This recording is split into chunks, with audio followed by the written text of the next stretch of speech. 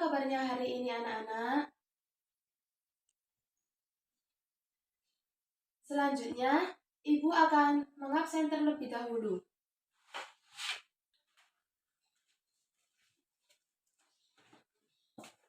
Naila Wardatul Baido, Rizla Izara Zana, Fatmatu Zahra, Rifaatin Awalul Wildani, Sifna Mutifatu Zahra. Baik, sebelum pembelajaran kita mulai, mari kita membaca doa bersama-sama. Berdoa selesai. Selanjutnya, Ibu akan mereview kembali materi pembelajaran sebelumnya tentang meneladani nama dan sifat Allah untuk kebaikan kehidupan. Ada yang tahu ada berapa jumlah Asmaul Husna? Ya, Mbak Naila, ada berapa? Benar.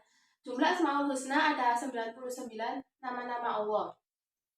Selanjutnya, Ibu akan menyampaikan tentang tujuan pembelajaran kita pada pertemuan kali ini. Kita akan membahas tentang menghadirkan sholat dan zikir dalam kehidupan sehari-hari. Dan kita juga akan mempraktekkan bagaimana sih kita bisa melakukan sholat 5 waktu serta zikir secara istiqomah. Ada yang kalian ketahui? Apa yang kalian ketahui tentang makna sholat dan zikir? Ya, Mbak Fatma. Benar. Makna sholat secara bahasa dapat diartikan sebagai doa atau doa meminta kebaikan. Sedangkan menurut istilah, sholat dipahami sebagai semua perkataan dan perbuatan dimulai dari takbiratul ihram dan diakhiri dengan salam. Kalian pasti tahu mengapa sholat sangat penting dalam kehidupan kita. Karena sholat adalah fungsi untuk memberikan makna kehidupan di luar sholat. Jika kita selalu mengingat Allah dengan selalu menjaga sholat, maka kita akan mendapatkan ketentraman hati. Sholat mendorong kita untuk berzikir dan selalu berada di jalan Allah. Kita akan terjaga dari perilaku yang keji dan mungkar. Apabila hati selalu ingat kepada Allah. Pantas kita merasa tidak memiliki apa-apa di hadapannya, karena semua yang dimiliki ini hanya dari anugerah dan kebaikannya. Kesadaran diri seperti itu mendorong manusia untuk mencegah dari perbuatan tercela. Sebagaimana dalam Al-Quran disebutkan di surat Al-Ankabut ayat 45 yang berbunyi, Bismillahirrahmanirrahim. Utslu ma uhiya ilaika minal kitabi wa aqimis shalah. Innas sholata tanha 'anil fahsya wal munkar. Wa ladzikrullahi akbar. Wallahu ya'lamu ma tasna'un. Artinya, bacalah kitab Al-Quran yang telah diwahyukan kepadamu dan laksanakanlah sholat. Sesungguhnya, sholat itu mencegah dari perbuatan keji dan mungkar. Dan ketahuilah, mengingat Allah ini lebih besar keutamaannya dari ibadah yang lain. Allah mengetahui apa yang kita kerjakan. Selanjutnya, kita akan membahas apa sih makna zikir terhadap kehidupan kita dalam sehari-hari. Arti zikir menurut bahasa adalah ingat. Sedangkan menurut istilah, zikir diartikan sebagai dengan mengingat Allah Subhanahu wa Ta'ala. Sebagai upaya untuk mendekatkan diri kepada kita dan diperintahkan untuk selalu berzikir kepadanya. Dengan mengagungkan kekuasaan dan kebesarannya agar terhindar dari kesombongan. Allah Subhanahu wa Ta'ala berfirman dalam surat Al-Ahzab ayat 41 yang berbunyi, Ya ayyuhalladzina amanu dzkurullaha dzikran katsiran. Ya, artinya, hai orang-orang yang beriman, berzikirlah dengan menyebut nama Allah, zikir yang sebanyak-banyaknya. Di dalam ayat tersebut dijelaskan bahwasanya Allah memerintahkan manusia yang beriman kepadanya dan membenarkan Rasulullah SAW untuk selalu berzikir kepadanya, baik siang maupun malam, sendiri maupun berjamaah. Memperbanyak mengingat Allah Subhanahu wa Ta'ala dalam hati dan menyebutnya dengan lisan akan merasa kehadiran Allah Subhanahu wa Ta'ala. Begitu pula bertasbih kepadanya baik pada waktu pagi maupun petang dengan menyucikan diri dari sifat-sifat tercela. Adapun cara-cara berzikir di sini disebutkan ada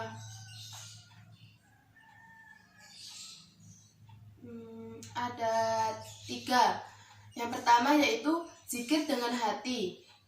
Zikir dengan hati itu bagaimana ya anak-anak? Ya benar Mbak Tatin. Zikir dengan hati yaitu dengan cara bertafakur dan merenungkan ciptaan Allah, sehingga timbul dalam pikiran bahwa Allah Subhanahu wa Ta'ala zat yang maha kuasa. Yang kedua yaitu zikir dengan ucapan. Zikir dengan ucapan ini dilafalkan dan di dalamnya terdapat keagungan nama-namanya. Contohnya adalah tahmid, tasbih, tahlil, takbir, membaca Al-Quran, dan sholawat. Yang ketiga yaitu mentaati perintahnya dan menjauhi larangannya, merupakan zikir dengan perbuatan. Salat membimbing manusia untuk selalu ingat kepada Allah. Dalam salat terdapat bacaan tasbih, tahmid, dan takbir. Manusia yang salat akan merasakan kebesaran dan keagungannya. Oleh karena itu, sangat penting agar salat disertai dengan hati yang khusyuk. Orang-orang yang lalai dalam melaksanakan salat dan riya diancam oleh Allah Subhanahu wa Ta'ala. Hal ini dapat diperhatikan pada surat Al-Ma'un ayat 4-7. Sebagaimana artinya, maka celakalah orang yang sholat, yaitu orang-orang yang lalai terhadap sholatnya, yang berbuat riya dan enggan membantu. Selanjutnya, kita akan membahas bagaimana sih sholat untuk meraih ketakwaan dan menghindari perilaku tercela. Mungkin dari anak-anak ada yang tahu? Ya, perintah untuk mentaati perintahnya dan menjauhi larangannya, baik dalam urusan pribadi, keluarga, masyarakat, maupun negara. Seorang muslim yang bertakwa dan senantiasa menjaga diri dari hal-hal yang dilarang, bahkan dari perbuatan yang kurang pantas. Ia sadar bahwa takwa itu tidak hanya sekedar slogan, akan tetapi disiplin untuk menjaga dirinya dari siksaan Allah atau siksaan di hari akhir dengan melaksanakan perintahnya dan menjauhi larangannya. Sebagaimana firman Allah dalam surat Ali Imran ayat 102 yang berbunyi Bismillahirrahmanirrahim. Ya ayyuhalladzina amanu taqullaha haqqa tuqatih wa la tamutunna illa wa antum muslimun. Ya, artinya, hai orang-orang yang beriman, bertakwalah kepada Allah dengan sebenar-benarnya takwa kepadanya. Dan janganlah sekali-kali kamu mati melalaikan dalam keadaan beragama Islam.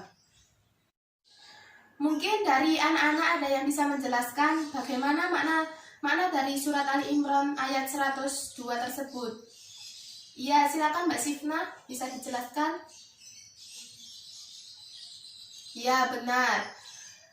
Ayat tersebut menjelaskan bahwa kita hendaknya selalu bertakwa kepada Allah dan menjalankan perintahnya dan menjauhi larangannya.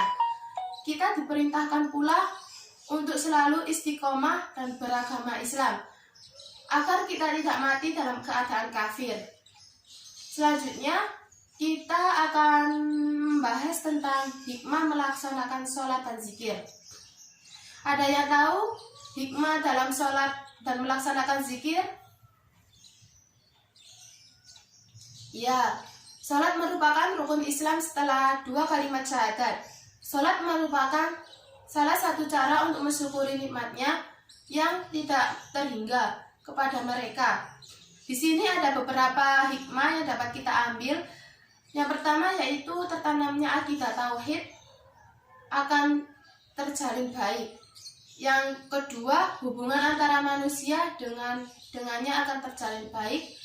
Yang ketiga yaitu kedamaian, keamanan dan keselamatan dari Allah Subhanahu wa taala akan diperoleh olehnya serta mengantarkan mereka kepada kesuksesan dan pengampunan dari segala kesalahan.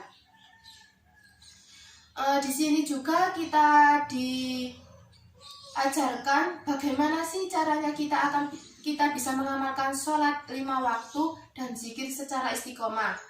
Mungkin dari anak-anak bisa menjelaskan bagaimana mengamalkan sholat 5 waktu.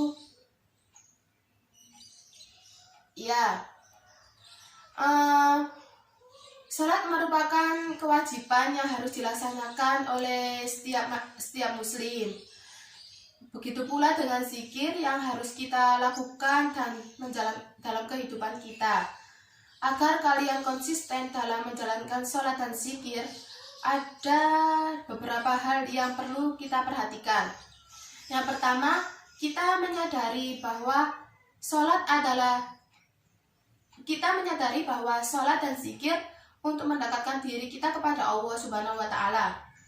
Keduanya menjadi pengingat diri untuk selalu berupaya mendekatkan diri kepada Allah. Yang kedua yaitu memahami manfaat sholat dalam kehidupan. Sholat dan zikir menjadikan seseorang tentram, tenang, selalu ingat kepadanya, bersyukur, sabar, dan terhindar dari perbuatan keji dan mungkar. Yang terakhir yaitu kita akan kembali ke akhirat.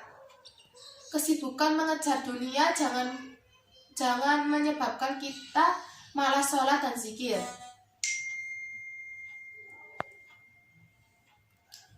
Kita akan mati dan ingat bahwa dunia ini hanya sementara. Kita hanya akan membawa amal, bukan kekayaan di dunia ini. Oleh karena itu, kita harus mempersiapkan diri untuk kehidupan yang abadi. Mungkin dari anak-anak ada yang belum jelas apa yang Ibu jelaskan tadi, bisa ditanyakan terlebih dahulu. Kalau mungkin tidak ada, Ibu lanjutkan untuk tugas berikutnya ya. Di sini Ibu akan membagi 5 kelompok dan setiap kelompok berisi 2 orang anak. Yang di situ Ibu